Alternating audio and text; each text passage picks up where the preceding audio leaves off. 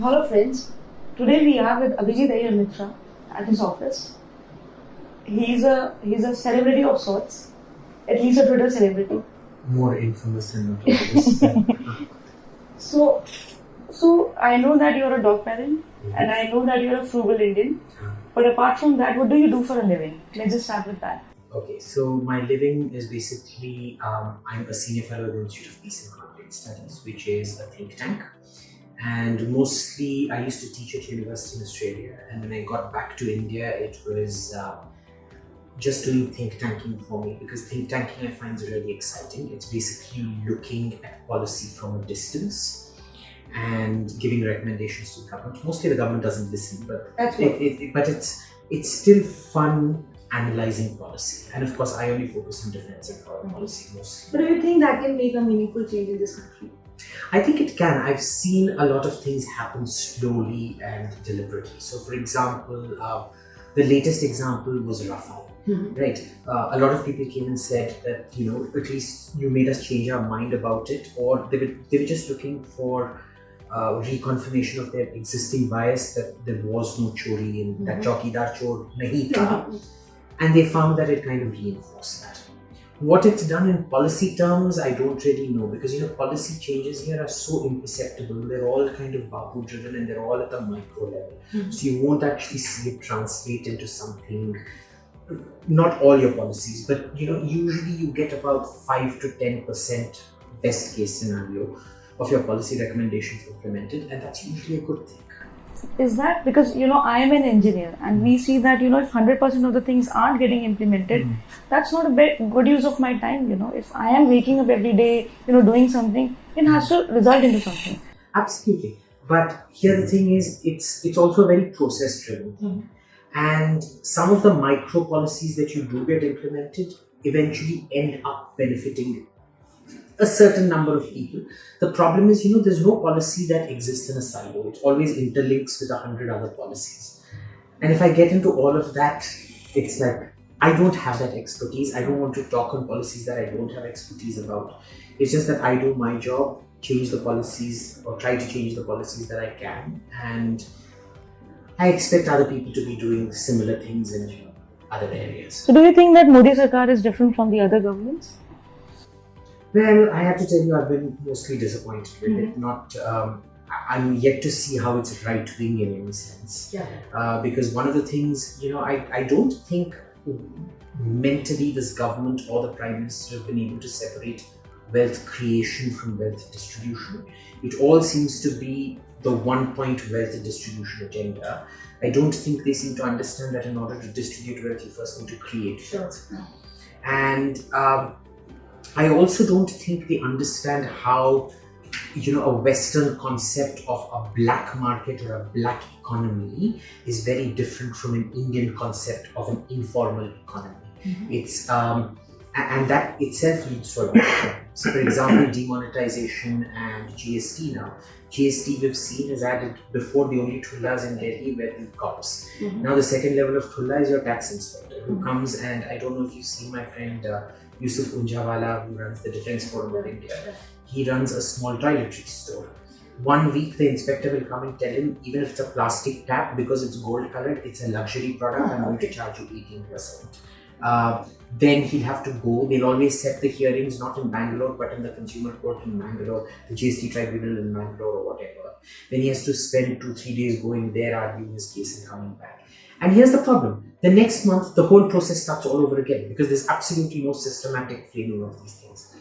I think the problem here lies in the fact with an over-reliance on bureaucrats who are not specialists, they are generalists. And the world economy has moved on so much that you not just need specialists. I mean, specialists were okay for the 90s, but for the 2000s, especially the 2010s, you need hyper micro specialists, which there isn't. So unfortunately, the problem is that the talent pool that this government relies on is of a very low level. So you have a very pessimistic view about it. I am a very pessimist. Yeah, I'm not a big... I've generally been anti-government overall, but in this particular case, I'm even more so. Okay. So, let me come out clean. I am a fan of your sense of humor. And I think a lot of people don't take humor well. Yeah. So tell us, how do you manage to offend everyone? Everyone on Twitter, from left, right, center, everyone. So I don't know. Look, I've got my own sense of humor and I'm just putting it out there, right? The problem here is I've seen I mean, the only things I've seen of an Indian sense of humor in that sense were when I was a kid. And there used to be this serial about Rajini, you remember? Yeah, it was she was a how she was she used to go about busting superstition. Yeah. That was actually fun. And then there was that series about Shafi, with Shafi Inamdar and his wife and his brother-in-law in one flat, which was also very fun. Hum Panch, I think. Ekta Kapoor's Hum Panch, I think. It was way before, in the 80s. That used to be really fun, right? And you come and look at all these humor shows that they're showing on planes right now. I don't have TV, so I don't really watch the crap that comes on. But the crap that I watch on TV on planes, for example, the Kapil Sharma show or something like that, I'm just sitting there going, okay, I'm waiting for the funny part to begin. Okay, so humor has to be offensive, you believe? I don't think it has to be offensive, but it has to be funny in some way. I think this country has lost its sense of humor in a sense. I don't think there's anything called an Indian sense of humor. There's a British sense of humor that's very sophisticated. There's an American sense of humor that's very crude and very slapstick, and it's very contextual to a time period and a popular meme of that particular time. Whereas British humor is much more long term and you can enjoy it over and over again. India, I don't think, has a sense of humor per se. So, it's very easy to end up offending everyone all the time because they never really know what's humor and what's not. So, defense analyst during the day and an offencer during the night. Is that how you define your work life? No, it all runs in parallel. I never separate the eater, the policy analyst, and the offender. It's it all three runs. It's very interwoven. It's all part of me. Sure, sounds good. So, how do you rate yourself? On the Kinsey scale of culture. Okay, I don't know what the Kinsey scale is. You have to be kidding me. Okay, so are you a right wingy or a left wingy as far as economy is concerned? Okay, economically speaking, I'm quite far to the right. Except that in the Indian context, just wealth creation in a democracy won't work. Because what happens traditionally, if you look at the economic trajectories of all the developed countries, there was horrific inequality, and then there was a massive creation of capital, and it hit a hard limit, which is when the trickle down starts happening. Trickle down doesn't normally work. It's just when there are hard limits to your capital accumulation that then money starts, you start investing in a consumer base and all of that, and then it starts growing. In India, now, that kind of process is also very socially very disruptive. And in India, it won't work because you're a democracy, right? You're not a quasi-democracy like Britain was during the 1700s and 1800s. You're a full-on democracy. And so, you have to manage wealth creation and wealth distribution. This I accept. My problem is nobody, except for that brief period from Narasimha Rao to say the first 2-3 years of Manmohan Singh, when profit was a good word. For most of our 70 years of independence, profit's been a very dirty word. There's that famous thing where every time Nehru would get into financial troubles, he'd start a new round of nationalization. And Tata went and told him, you nationalized all these things the last time, they're not making profit. And he turns around to him and says, don't talk to me about profit. Profit's a dirty word. Well, if you don't have money, you can't distribute money, buddy. It doesn't grow in the stratosphere or the, Gandhi spinning charkhas ain't going to be making much money. So, how it's going to happen, I don't know. That said, I think there's a fundamental economic dishonesty with happens with our famous economists in that sense. They're never really clear about what they want.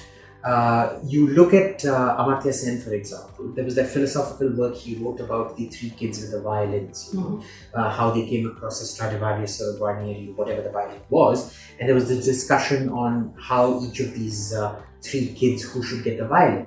Now, a natural, logical, economic answer to that is the kid with the greatest talent should get the violin. He then makes it big, makes money, and then funds the education of the other two, and so on and so forth. That's how things are done. But then he started advocating all these distributive policies, supporting them, and so on and so forth, which is what the National Account, the NAC was all about. I wonder, there are a lot of people that I grew up believing were great academics and so on and so forth. When I saw their performance in the NAC, I was just convinced that the whole bunch of them were quacks. Mm-hmm.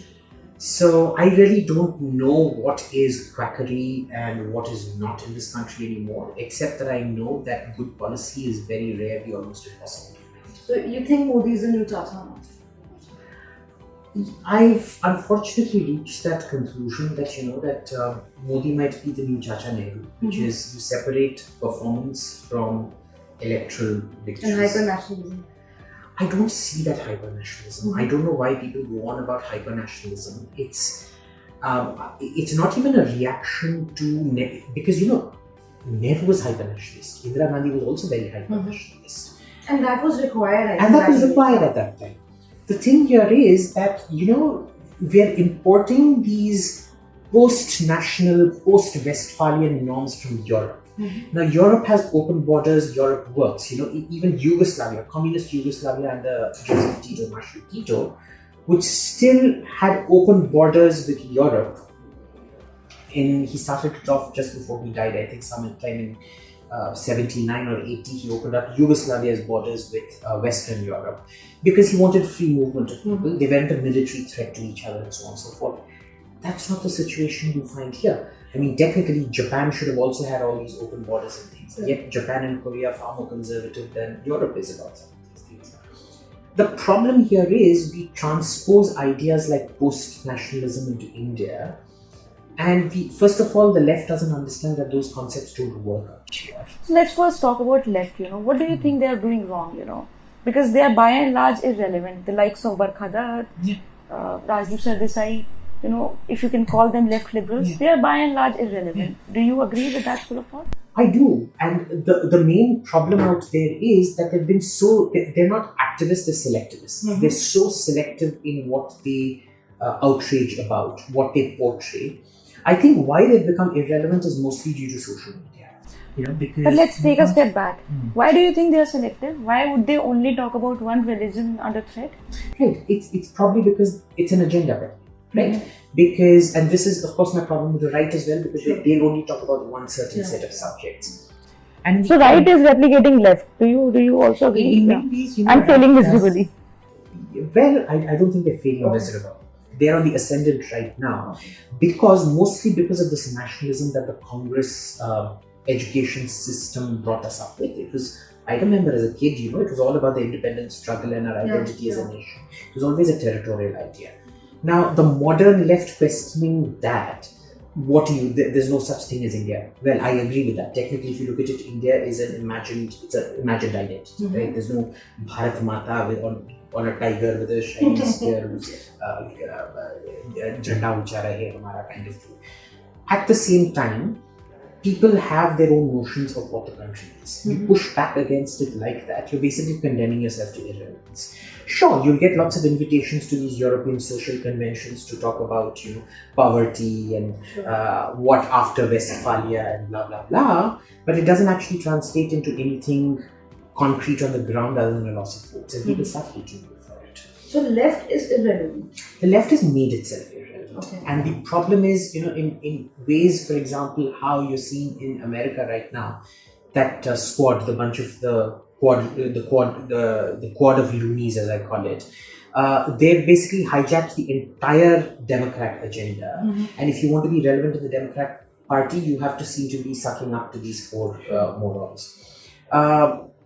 That's what's happened with the left. It got completely hijacked by really third raters. I mean, you go to JNU and you look at all the nepotistic appointments out there. Mm-hmm. Some of those professors there, they're not even qualified to be selling tea at a tea stall. Okay. How they became professors, I still don't know. Okay. Right? They can't even teach kids how to write. No, that's our headline. Great. तो उनकी तो किसी और को चाय वाले बोलने की औकात ही नहीं, ठीक है ना? तो but this is what happens. The left, they take up all these third raters and mediocrities, celebrate them as if they're the next big, Albert Einstein on the block or whatever, talk So them are up. we talking about Miss Mahua Mitra? No, Mahua is actually a really smart person, right? I don't think it applies to Mahua Mitra, but I do think it happens. It applies to a lot of these. So let's let's Kanhaiya, okay? Umar Khalid. Shaila Rashid at least has a certain spark. You know, she's fun on Twitter. I mean, if you look at her, she's got a certain je ne sais quoi about her. But you look at but see, it's not so much the visible spectrum as the invisible spectrum, because these are just the top of the spectrum. It's this whole system of largesse and nepotism that's developed over the last 60, 70 years. So you're saying there are a bunch of mediocre people. Is that what you're mentioning? It's not just a bunch, it's about 99.99% mediocrity. And even the ones at the top are, well, mediocre. I mean, let's take Barkha for example. Tell me, I mean, after you've been caught on on Radia, literally, I mean, there's no other word for it other than influence peddling. How do you continue to be in the business? How do you end up, getting column in the Washington Post and so on and so forth? I mean, even on ethical grounds. But this is what happens. So is, Arnab Goswami an answer to Barkha? No, I think Arnab Goswami is a heck of a lot better than Barkha. I mean, you can keep condemning him for, you keep running a shout fest and a noise fest and all of that. But have you noticed, he's equally vicious with the BJP when Muslims get... Is he really? I doubt it. He is. I've seen him go absolutely berserk at... Look, I don't have a TV. So I only go off things that, little clips that get shared on Twitter. And he goes apeshit even at the right for supporting certain things. He goes apeshit at the BJP. Does he do it more to the left? Possibly, yes. Is there a bias in? Yes, sure. But that's just compensating one for the other. Second, I've never seen him getting caught influence peddling. Sure. I don't think he influence peddles. I think a lot of our journalists don't influence peddle. But some people do. And that's the reality of it. So you're saying left is, made up of mediocre people. And they're irrelevant because of the rise of social media. Right. And social media comprises of, right influencers who by and large are trying hard and replicating left. But are they being successful, in their... I don't know if they're entirely replicating the left. See, the problem in social media, again, is that you find that the loudest voices always edge out. Sure. There are a lot of smart people on the left as well. The problem is they've been completely subsumed into this. Let's name names. Let's see. Shaila is okay, I get it. Yeah, Shaila's smart. I mean, she's got a certain charm from a Twitter personality. I mean, even if you disagree with it, she's got a great talent at riling up. Yeah, I agree. And that requires talent, right? Let's see, who's smart on the left? Okay, Ram Gopal. If you read his first book, I disagree with all his other books. Sure. And that's disagreement, that's fine. So, for example, completely putting down the internment of the Chinese during the 1962 war to, zeitgeist and, effectively whitewashing Nehru for him, that's wrong. But if you read his ecological history of India, it's really, really good, right? There have been, who else? Take Rajdeep, for example. He was actually a very, very good anchor and so on and so forth. Till the time he went to Manhattan and then... Look, I think calling him that pugilist of Madison Square, it's very unfair to him. Okay. I mean, अगर लोग तुम पे थूकते रहते हैं, ये abuse करते रहते हैं, at some point you're going But you have to be tolerant, right? All your life you're talking about tolerance, this, that, writing open letters. But he's a human being, and human beings break. I think, it's very important to separate it from an individual to the state level. We have to separate personal tolerance from state tolerance. The state has to be very tolerant.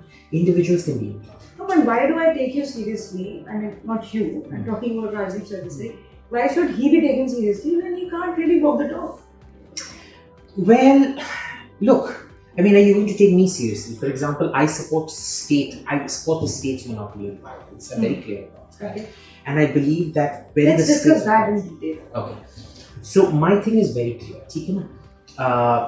Bharat तेरे टुकड़े होंगे inshallah, as for me, is not and should not have been included in a sedition this thing. However, Bharat की बर्बादी तक जंग रहेगी because जंग कौन करेगा? Jang That is is a violence. that is violence. So you saw this latest video that came out, which was कब्रिस्तान भेजो or whatever. जो जय श्री राम जो नहीं बोलेंगे जय श्री राम भेजो उनको कब्रिस्तान, something like that. So that is a direct call for violence. Sure. Right. The problem with the left out here is that they keep conflating these issues. They don't have a clear standard. I keep challenging them every single time. Come up with a just issues. You tell me what the standard is. No, but Abhi, wait a second. Do you think people have that kind of nuances? You know, do you think people, and I'm talking about a bunch of people, you know, who are hyper angry, this, that, and have a voice on social media. Do you think they're that logical that they would understand tukre is not violence, but jang rahegi is violence? Do you expect people to be that smart? No, but I expect them to look at things from a smart perspective. Mm-hmm. I mean, if you're not on Twitter to learn new things, then what's the point? For me, Twitter's been such an enlightening experience, you know, because I follow a lot of people that I've learned so much from, you know. So, Twitter serves lots of different purposes. If people don't want to, you can't blame them. Right? Sure. If they want to be a mirror of the left, then, you know, congratulations to you. The point is, I am not going to be. Sure. And I'm going to be. Yeah. That's it.